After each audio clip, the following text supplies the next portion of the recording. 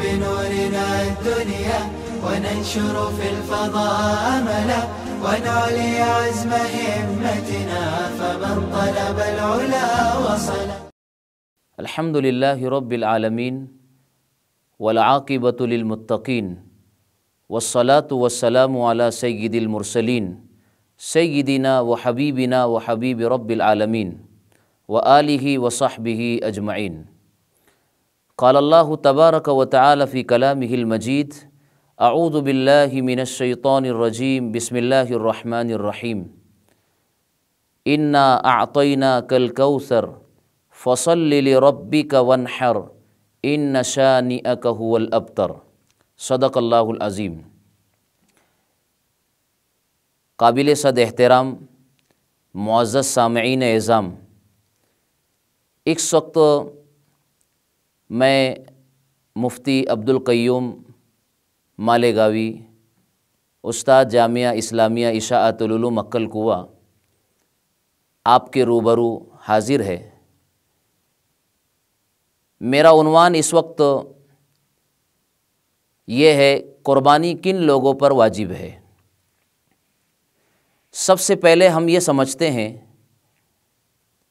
کہ قربانی کا عمل اللہ رب العزت کی طرف سے اور نبی کریم صلی اللہ علیہ وسلم کی شریعت مطہرہ کی طرف سے ہم سب کے لیے اللہ رب العزت کا ایک انعام اور عطیہ ہے. قربانی کا یہ عمل قرآن و حدیث کے نصوص کی روشنی میں ہر امت کے لیے جاری و ساری کیا گیا تھا، جیسا کہ قرآن کریم میں کہا گیا: لِكُلِّ أُمَّةٍ جَعَلْنَا مَنْسَكًا لِيَذْكُرُوا اسْمَ اللَّهِ عَلَيْهِمْ عَلَى مَا رَزَقَهُم مِّن بَهِيمَةِ الْأَنْعَامِ. لیکن یہ اللہ تعالیٰ کا ہم انسانوں کے لیے، خصوصاً امت محمدیہ صلی اللہ علیہ وسلم کے لیے بڑا کرم ہے اور اس کا احسان ہے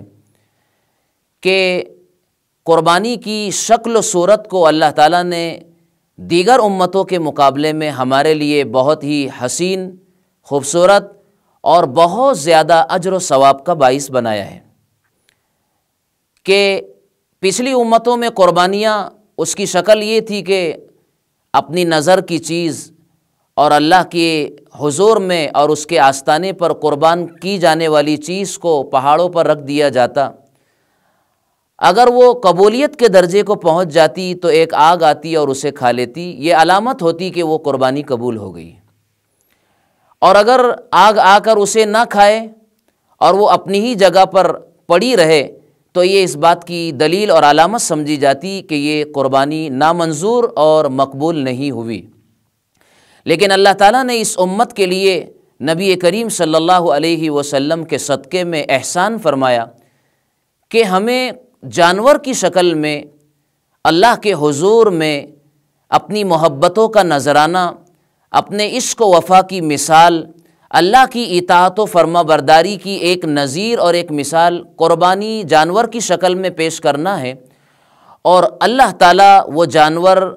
ہمارے ہی لیے ہماری قربانی کو واپس کر دیتے ہیں کہ اجر و ثواب بھی اپنی جگہ پر محفوظ، اور قربانی کا وہ جانور ہمارے کھانے پینے اور ہماری ضرورتوں کے لیے بھی ہمارے لیے مہیا کر دیا گیا ہے. اسی لیے کسی کہنے والے نے کہا: یہ عجیب ماجرا ہے بروز عید قرباں، وہی قتل بھی کرے ہیں وہی لے ثواب الٹا.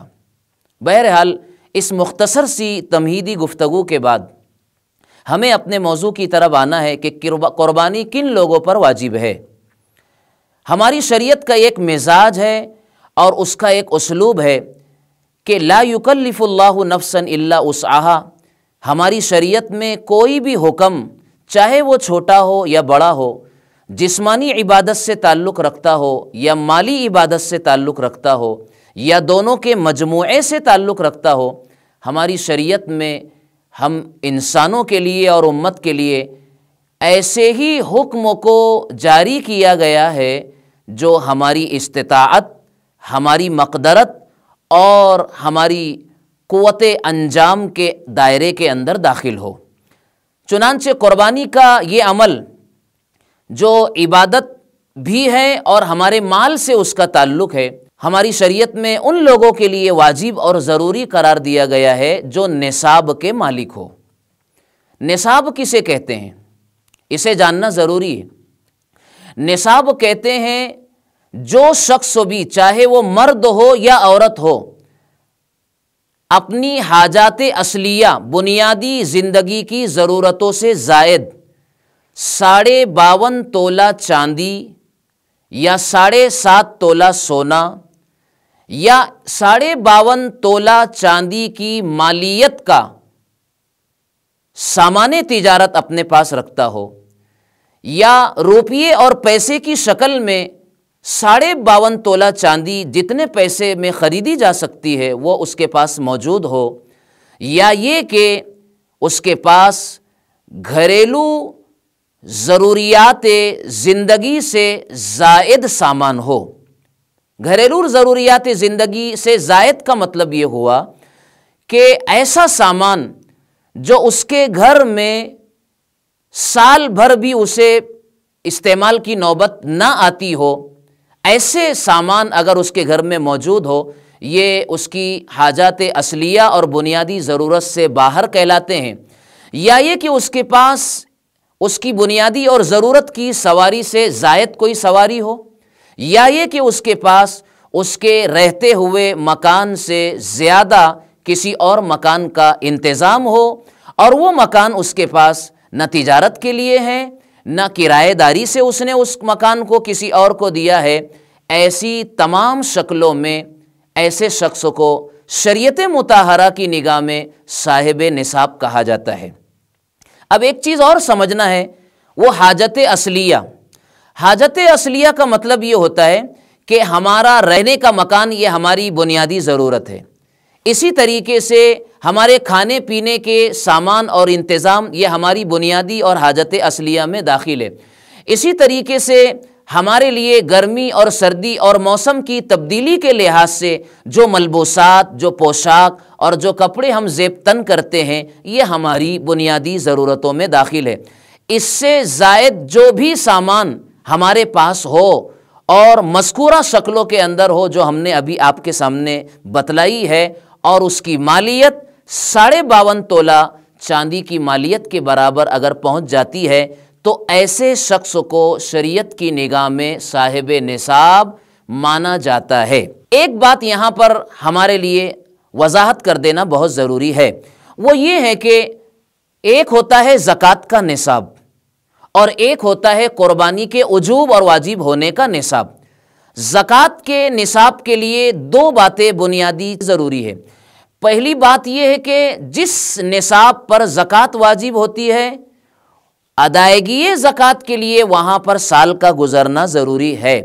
دوسری بات، زکوٰۃ کے واجب ہونے والے نصاب کا نامی یعنی اس کا بڑھنے والا اور تجارتی ہونا ضروری ہوتا ہے۔ لیکن ہم آج جس موضوع پر بات کر رہے ہیں وہ ہے کن لوگوں پر قربانی واجب ہے۔ تو ہمیں معلوم ہونا چاہیے کہ قربانی ایسے نصاب پر واجب ہو جاتی ہے جس نصاب سے صدقۃ الفطر واجب ہو جاتا ہے، یعنی کہ قربانی کے نصاب کے لیے سال کا گزرنا ضروری نہیں ہے۔ اگر کسی شخص کے پاس 12 ذی الحج یعنی قربانی کا پہلا دن 10 تاریخ ذی الحجہ کی، 11 دوسری تاریخ اور 12 یہ تیسرا دن قربانی کا ہوتا ہے، اگر کسی شخص کے پاس 12 ذی الحج قربانی کے تیسرے دن میں غروب آفتاب سے پہلے سورج کے غروب ہونے سے پہلے بھی اگر اس کے پاس نصاب کے بقدر اگر مال آ جاتا ہے تو وہ صاحب نصاب ہو گیا، اس کے لیے قربانی کا کرنا ضروری ہوگا اور واجب ہوگا۔ دوسری بات،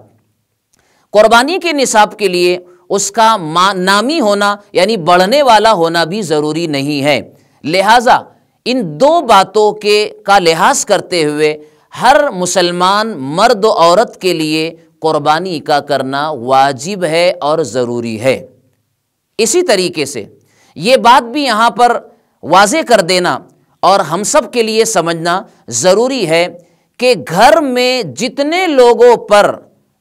لوگ نصاب کے مالک ہوں گے، چاہے وہ مرد ہو، چاہے وہ عورت ہو، چاہے وہ باپ ہو، چاہے وہ اولاد اور بیٹا ہو یا بیٹی ہو، جن جن لوگوں کے پاس ایام قربانی میں 52.5 تولہ چاندی کے بقدر مالیت یا اتنا سامان تجارت یا اور کسی شکل میں بینک بیلنس اگر موجود ہوگا تو ہر ایک پر علیحدہ علیحدہ قربانی کا کرنا واجب ہے اور ضروری ہے۔ یہ ایک غلط فہمی ہے ہمارے معاشرے اور سماج کی کہ بعض لوگوں نے یہ بات چلائی ہے کہ گھر کا ایک ذمہ دار ایک جانور کی قربانی کر لے تو بقیہ گھر کے تمام سدس اور ممبران کی طرف سے قربانی ادا ہو جاتی ہے۔ یہ غلط بات ہے، یہ جو ہے مس گائیڈنگ ہے۔ جو لوگ بھی ایام قربانی میں نصاب کے مالک ہوں گے انہیں قربانی کرنا واجب اور ضروری ہوگا، فردن ضروری ہوگا۔ ایک اور بات ہے، اگر عورت کے پاس اتنے زیورات ہے جو 52.5 تولہ چاندی کی مالیت کو پہنچ جاتے ہیں اور وہ ان زیورات کی خود مالک ہو، مختار ہو، چاہے وہ اسے پہنتی ہو یا نہ پہنتی ہو، دونوں صورت میں اگر وہ مالک ہے اور نصاب کے بقدر اور زیورات کی مالیت اگر پہنچ جاتی ہے تو ایسی صورت میں عورت کے ذمے بھی اپنی قربانی خود کرنا واجب ہے، چاہے وہ روزمرہ کماتی نہ ہو اور اس کے پاس آمدنی کا کوئی ذریعہ نہ ہو۔ البتہ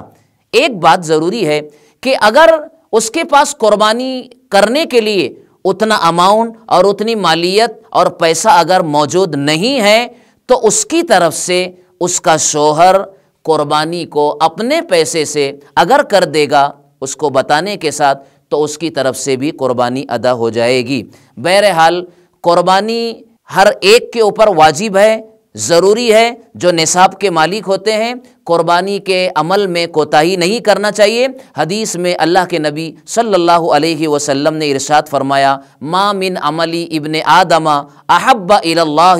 یوم الاضحیٰ من احراق الدم او کما قال النبی صلی اللہ علیہ وسلم، کہ ایام قربانی میں اللہ کے نزدیک سب سے زیادہ پسندیدہ اور محبوب عمل اللہ کی بارگاہ میں قربانی ہی ہے۔ قربانی سے زیادہ کوئی عمل ان ایام کے اندر اللہ کو پسندیدہ نہیں ہے۔ لہٰذا یہ غلط فہمی بھی ہمیں دور کر لینا چاہیے کہ قربانی میں اتنی خطیر اور غیر معمولی رقم کو خرچ کرنے کی بجائے اگر ہم اسے صدقات نافلہ اور غربا اور مساکین اور دیگر اہل حاجت کی امداد و نصرت میں اور ان کی حاجتوں کو پورا کرنے میں اگر لگا دیں گے تو یہ زیادہ بہتر ہوگا۔ یہ بھی ایک شیطانی وسوسہ ہے اور ایک مس گائیڈنگ ہے اور یہ غلط فہمی پیدا کی جاتی ہے۔ ان ایام میں قربانی کا عمل ہی اللہ تعالیٰ کو پسندیدہ ہے۔ اللہ تعالیٰ ہم سب کو ان ایام میں عمل قربانی کی توفیق عطا فرمائے اور ہر قسم کی کوتاہی سے اللہ تعالیٰ ان ایام میں ہمیں قربانی کے سلسلے میں کوتاہی کرنے سے محفوظ فرمائے۔ آنے والے قربانی کے دن ہم سب کے لیے، پورے ملک کے لیے، پوری ملت کے لیے اللہ تعالیٰ عافیتوں کے ساتھ، سہولتوں کے ساتھ اور عزتوں کے ساتھ آسانیوں کے اس عمل کو پورا فرمائے اور اس قربانی کو اللہ تعالیٰ ہم سب کے لیے آخرت کا ذخیرہ بنا کر اللہ کے حضور میں اطاعت و فرمانبرداری کے جذبے کو فروغ دینے کا ذریعہ بنائے۔ اللہ تعالیٰ کہنے سننے سے زیادہ ہم سب کو عمل کی توفیق عطا فرمائے۔ وآخر دعوانا ان الحمد للہ رب العالمین۔